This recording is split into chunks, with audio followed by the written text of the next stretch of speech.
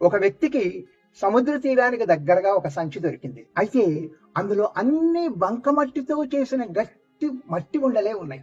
ఆ సంచిని తీసుకుని సముద్ర తీరం వెంబడి నడుస్తూ సంచిలోంచి ఒక్కొక్క మట్టి ఉండ తీసి సముద్రంలోకి బలంగా విసిరేస్తూ ఆనందిస్తున్నాడు. అంతలో ఓ మట్టి ఉండ చెయ్యి జారి కింద పడి పగిలిపోయి మెరుస్తున్న ఒక రత్నం అందులోంచి బయటపడింది. ఆ సంచిలోని ఉండలన్నీ పగలగొట్టి చూశాయి. అన్నింటిలోనూ లక్షలు విలువ చేసే రత్నాలే. అయ్యో, 60-70 రత్నాలున్న ఉండల్ని సముద్రంలోకి పారేస్తేనే అవన్నీ ఉంటే కోటీశ్వరుని అయ్యేవాడిని కదా అని బాధపడ్డాడు. మనం కూడా అంతే.